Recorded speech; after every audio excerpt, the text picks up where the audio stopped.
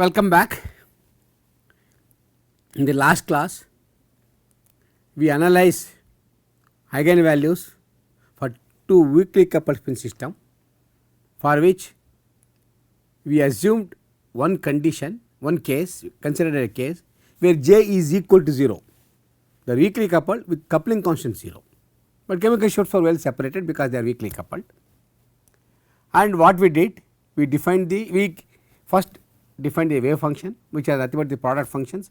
For two weakly coupled cases, we know the product functions are alpha alpha, alpha beta, beta alpha and beta beta, and we wrote down the Hamiltonian. The Hamiltonian in this case only we have to consider the Zeeman interaction. H0 I defined, which is equal to minus nu I z I into nu a, nu I. Nu I in this case two spins, nu a and nu x I consider. There are only two Zeeman interactions. Each spin is interacting with the external magnetic field. There are two Zeeman interaction terms only I have to write, and coupling I assume to be 0. So, I do not have to worry about H1, and use that we solve the secular equation of the determinant expressed in the form of matrix.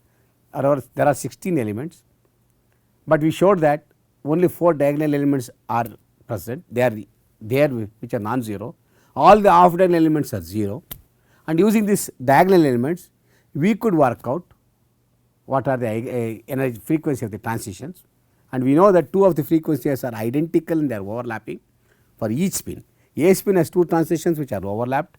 Similarly, X spin has two transitions that are overlapped and they are well separated.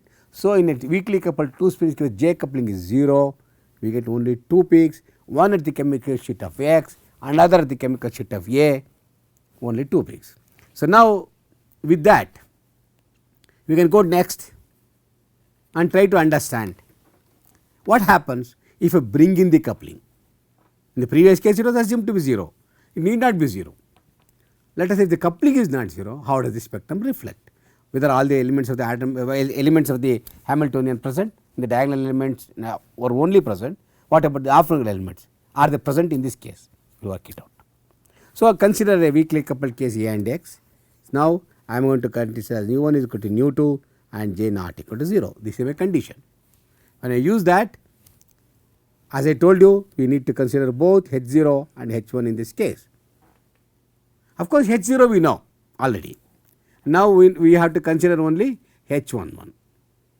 H11 is, now we have to consider JAX, A and X are interacting, and I know the spin angular momentum of I and X. This is the way J is written, already we discussed. Now, I consider the first elements of the matrix, diagonal element, first element of the matrix H11 into 1, where I am considering only J coupling interaction, in which case I write like this: alpha A alpha X, which operates on JAX IA IX, alpha A alpha X. This is the term I have to evaluate for the J coupling diagonal term. Now, of course, this has to be added to the H0 term later.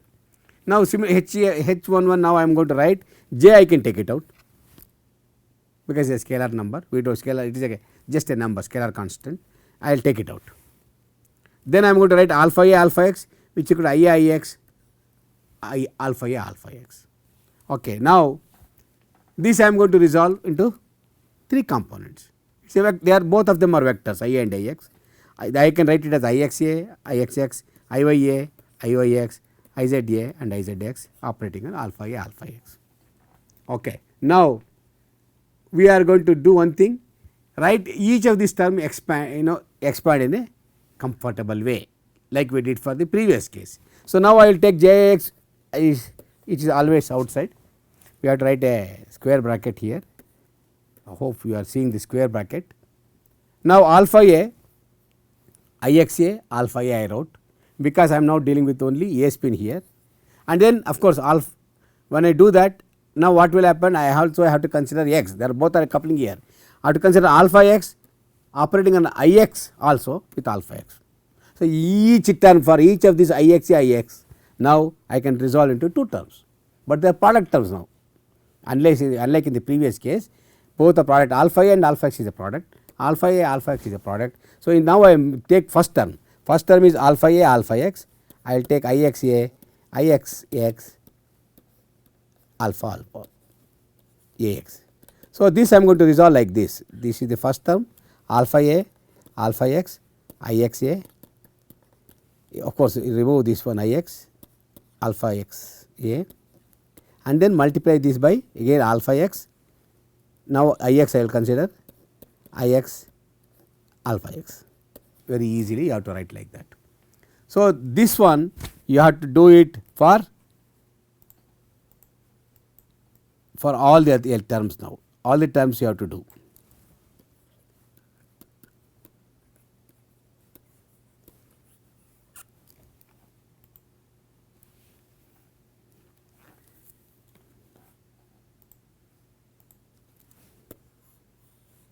So, what we will do is now all the remaining two terms also will work it out like this and see what you are going to get. Okay. So, now second term if it is, if you take I y a, I have to take same way alpha a, I y a, alpha a, I will take this one and this one, and alpha x, I y x, alpha x I will take this alpha a, y y x, alpha x. Now, I z a also I will do the same thing alpha a, I z a, alpha a, alpha x, I z x, alpha x.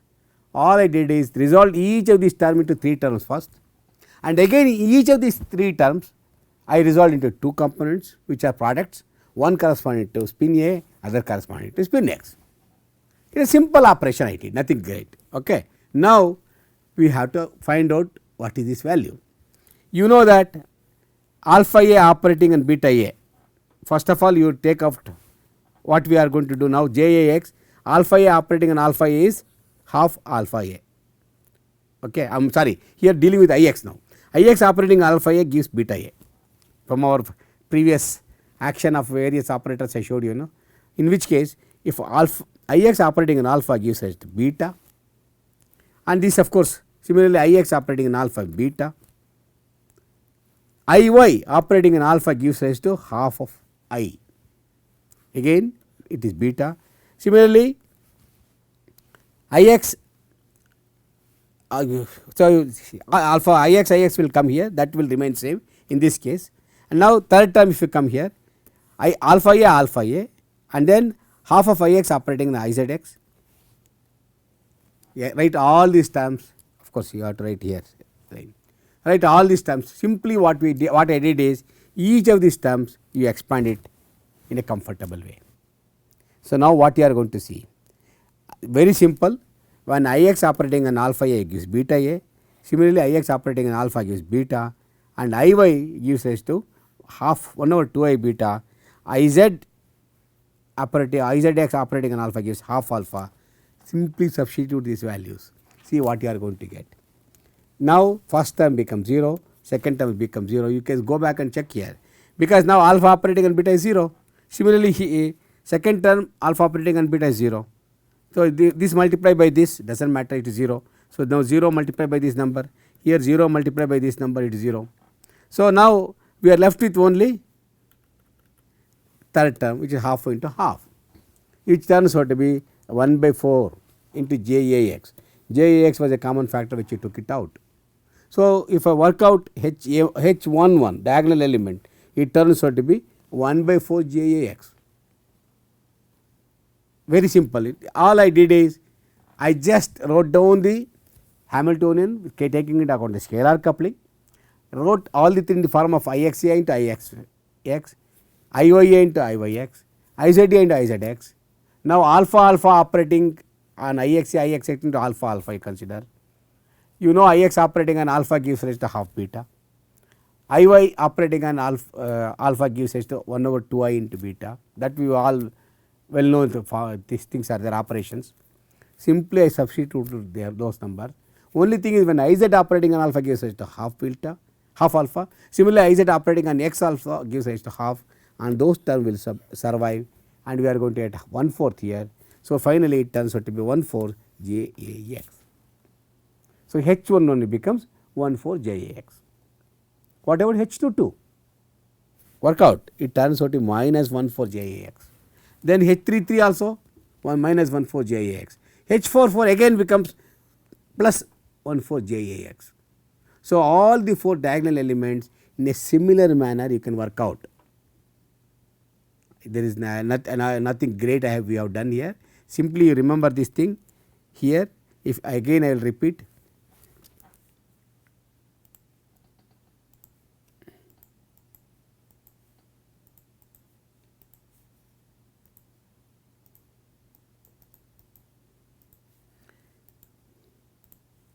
okay, what I did is simply we wrote like this, we expanded everything. See, now I took the first term alpha Ix operating on alpha gives rise to beta, this is like this. So, now when you write like that, this will become 0. Similarly, you can expand this one, then this alpha operating on this will become alpha beta, because Iy operating on alpha gives rise to 1 over 2 beta a, this will become 0. So, this term will go, this term will go. Only if we consider the last term, Iz operating on alpha gives half alpha, Iz operating on alpha gives half alpha, both for a and x will get half into half, we are going to get 1/4. Similarly, you got for H22, H33 and H44. Please remember all the 4 diagonal elements when you work out for a weakly coupled spin system, especially when taking scalar coupling into account, each of these terms turn out to be 1 over 4 into JAX. In 2 case 2, 2 and 3, 3 are negative and 1, 1 and 4, 4 are positive. All the off diagonal elements are not 0 in this case. Remember, in the earlier case when J coupling was equal to 0, I showed that H of 2, 3 is 0, or 1, 2 I took and showed it is 0. Whereas in this case it is not 0, we can work it out. I am taking 2, 3, just one of the off diagonal elements. You write like this: alpha a, beta x, Ix a, Ixx, Iy a, Iyx, Iz a, Izx and beta alpha. See, alpha beta and beta alpha I am considering, they are off diagonal elements.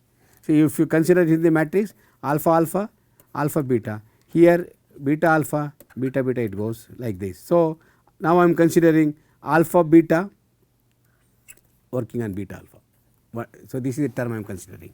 Okay. So, now I consider that H23 I expand like this very easily, alpha beta Ixa, Ixx, beta alpha you consider. Again resolve into two parts here, alpha Ixa operating on beta, beta Ixa operating on alpha x, Ix operating on alpha x here. Similarly, this term second term you consider. Now consider a, x and x, alpha a operating on Iya, and again here I consider beta a. I take beta x, Iyx, now second term is alpha x. Take the third one, alpha a, first term is Iza, first term is Ba and second term is Bx, here second term is Izx and second term is alpha x. Simply I resolve the terms in a comfortable way for analysis. But you can find out here, this terms have to be half, this terms have to be half, whereas the second term if you consider here, this turns a minus 1 over 2i into 1 over 2i and the last term turns out to be 0. Very easy using those action of different types of operators how and different wave functions. I showed that use the table and simply substitute these values and you will find out this turns out to be JAX into 1 by 4 plus 1 by 4. It will become 1 over 2 JAX. So, off diagonal elements in this case is not 0, this is not 0, whereas in the case when J equal to 0, off diagonal term was 0. Here it is not, when the J coupling is non-zero. This is what is going to happen. I consider H23, then it is turning out to be 1 over JAX. But remember, I told you matrix is symmetric. So, H23 it can also be called as H32. So, that means another diagonal element you already know this is also equal to half JAX. Is clear? So, two diagonal elements, two off diagonal elements are non-zero here, because one I calculated, because of symmetry I know the other one. Then like this. Now, what about other off diagonal elements? I do not want to work it out. It is very simple. Go and find out yourself. All other off diagonal elements are 0. Remember in this case very simple this thing I did here. I explained to you already. See, this is a thing which you should remember how we work it out. I will consider different inks so that you will be able to judge it. Now I resolved into two things, alpha A Ix beta, beta x Ix alpha x. This is the first term. Second term Iy term, again alpha beta, Iyx alpha beta. Iz term alpha beta, beta alpha. And with the usual action of the operators, we know that this will become half of, this will become minus 1 over 2i into 1 over 2i, and this bit last term is 0, and it turns out to be 1 over 1 plus 1 by 4 plus 1 by 4 is equal to half Jix. This is what it is, and all other octal elements I said are 0. Now you can construct a matrix element taking into account H0. H0 I did not work out, but remember in the last class I worked out. I am just simply borrowing that. We knew that H11 is half into nu A plus nu x in the previous example with J equal to 0.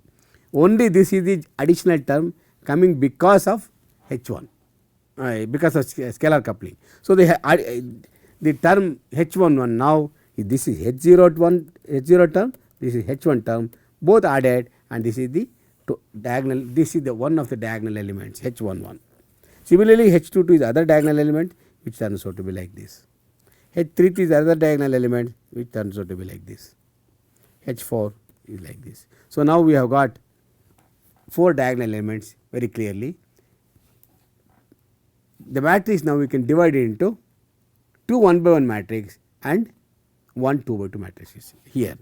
So we can write down the matrix because we have off-diagonal elements J23 also 1 over 4 Jx, that 1 over 2 Jx, that I have not ignored. So only I am writing a diagonal elements. What about H23 equal to 1 by 2 Jx, I know. Other is H32 is equal to 1 by 2 Jx. So if you write down the Hamiltonian matrix here, it turns out to be like this: H11, H22, H33, H44, and then H23, H2 and 3, and H32. All other terms are 0. So this is the matrix. So now I can resolve this into sub matrices, 2 1 by 1 matrix and 1 2 by 2 matrix. This is the way I can resolve. Now what I am going to do is, if I do that, I can get the eigenvalue from these 2 1 by 1 matrix very easily, just straightforward. Now 2 by 2 matrix I have to diagonalize again, and I have to diagonalize and get 2 diagonal elements for that, and that will give me 2 energy levels. So that is what I have to do. If I take 2 1 by 1 matrix and take 1 2 by 2 matrix and diagonalize it, I am going to get 4 energy states, 4 diagonal elements. I had to do that. So 2 by 2 matrix is very simple to diagonalize. I do not want to work it out, very simple, you work it out, and these are the 4 energy levels if you do that. So I am going to get E1 energy state 1, where 1 by 4 Jx was added. Second was E2, and this is turning out to be like this with 1 by 4 Jx, in one case negative, both cases we show it was a negative sign was there, one is positive. Now we know everything very clearly. Okay. So now work it out very clearly. In a weakly coupled system, nu A minus nu Ax is very much larger than Jax. That is very well known. I have been telling you. If I consider the chemical shift difference, it is much larger than the Jax, that is a weakly coupled spin system. In which case, what about this one? Off diagonal elements, that 2 3 if you consider, I can simply ignore it, because in such a situation this is such a large value, this small value, it is so small, negligible compared to this chemical shift separation. For calculation purpose I will drop it. So I am going to drop this Jax square, especially in the case of weakly coupled. So in which case the energy level E2 and E3, which was obtained by diagonalizing 2 by 2 matrix, I can write like this, very simple. So from this now we have 4 energy levels worked out: E1, E2, E3 and E4. E1 and E4 obtained by a single 1 by 1 matrix. Now we diagonalized 2 by 2 matrix and got this thing, and we ignored 1 by 4 Jax, assuming that because chemical shifts are quite large. So its contribution from Jax was negligible. So these are the 4 energy states.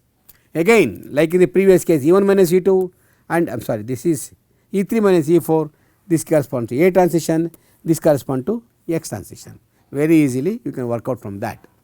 So, do that, and I am going to write a table like this. These are eigenstates of the weakly coupled spin system. Now, I have 4 energy states. These are the spin states, and the total magnetic quantum number for each of the state is like this: alpha alpha is equal to 1, alpha beta is 0, beta alpha is 0, beta beta is minus 1. This is because this is minus half, this will become 1, this is plus half become 1, this is plus half and minus half, this becomes 0.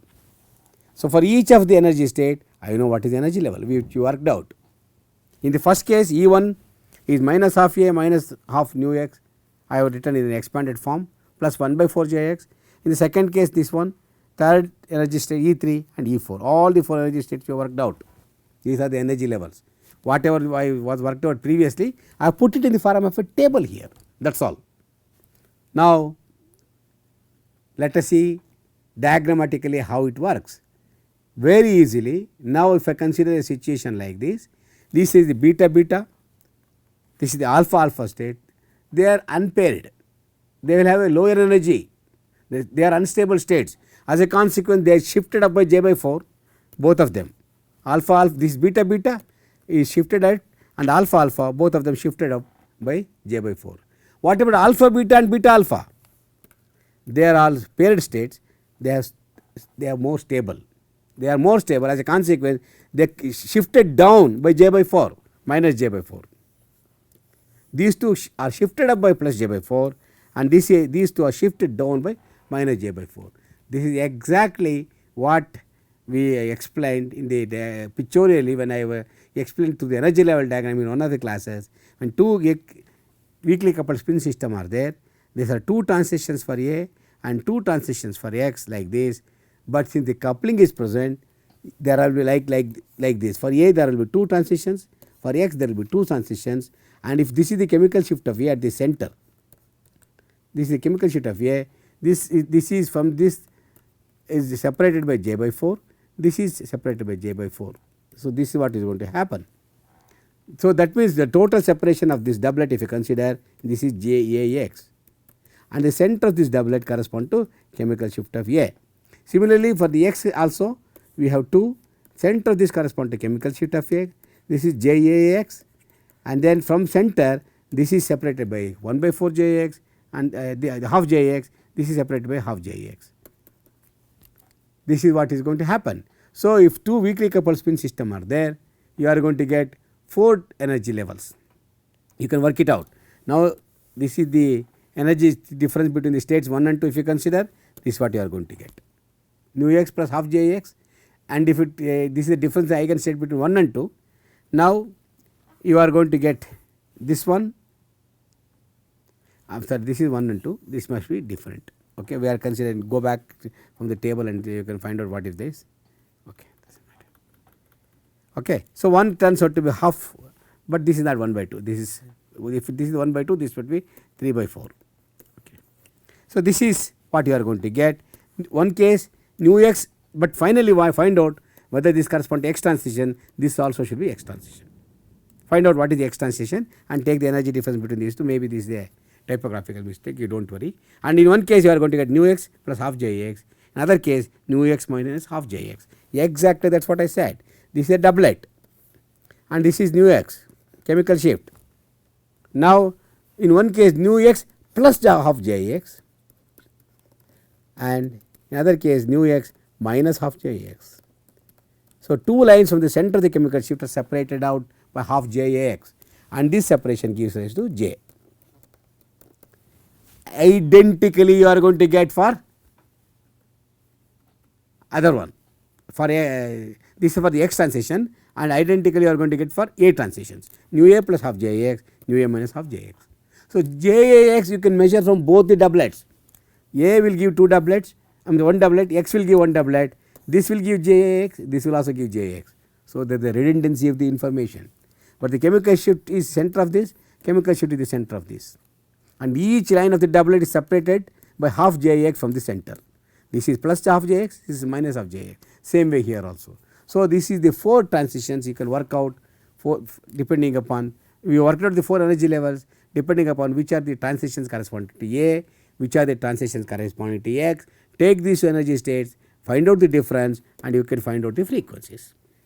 So, from this what you understand, proton A will give 2 peaks, one peak is shifted by delta A plus J by 2, other is shifted by delta A minus J by 2. Similarly, proton X will give 2 peaks, one is shifted by delta X plus J by 2, other is shifted by delta X minus J by 2.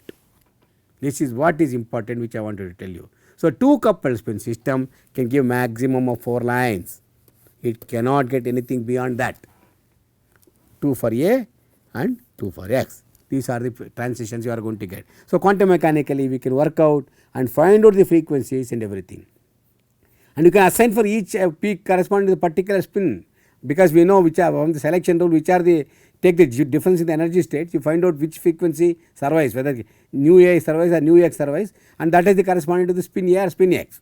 Easily you can identify transitions corresponding to each of these, we can assign to a particular spins.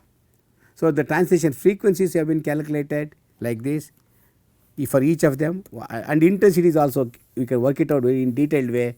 But remember, in this weakly coupled case already I showed you they are all of equal intensities, 1:1:1:1. All the 4 peaks are of equal intensity, and these are the 4 frequencies you obtain.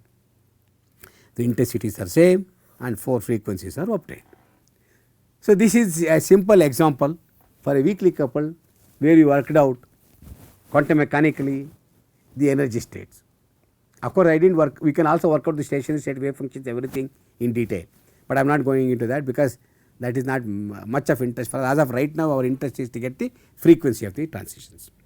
Now, we will go to another case, AB, again 2 spin coupled, but what is the condition here? Chemical shift A is not equal to chemical shift B, and delta delta chemical shift separation is approximately equal to J coupling.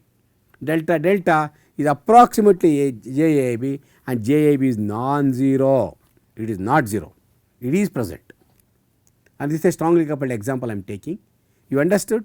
Earlier case delta A was very much larger than delta X, and delta delta was very much larger, delta A and delta X were not same, and JAX was not 0.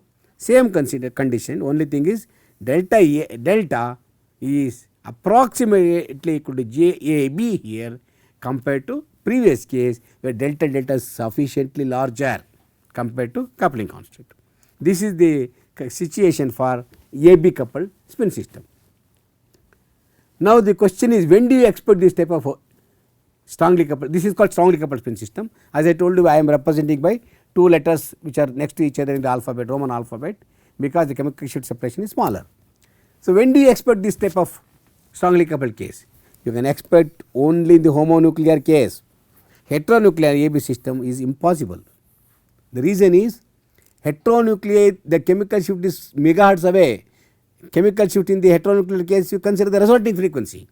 The resonating frequency, if I consider let us say proton and fluorine, proton in 500 megahertz will come at let us say 500 megahertz, fluorine comes at 470 megahertz, 30 megahertz away, huge chemical shift separation. You can never have the chemical shift, very strongly coupled cases AB in the heteronuclear case. It is always possible only in the homonuclear case.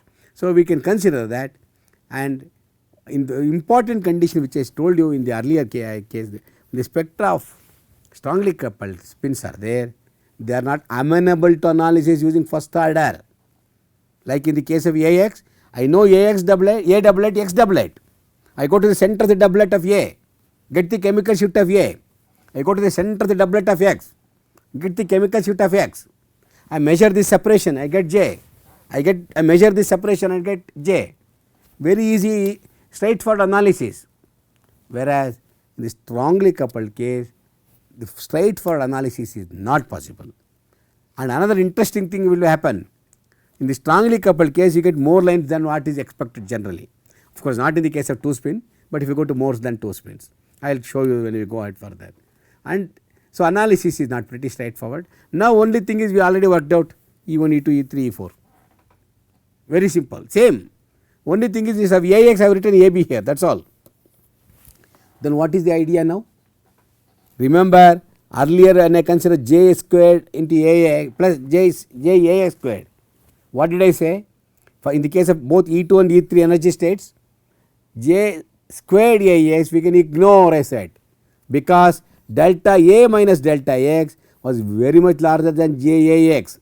So, I said those two terms I can ignore, but not now, because delta A minus delta B is now approximately equal to J. So, I cannot ignore this term. I have to consider this term for working out in detail.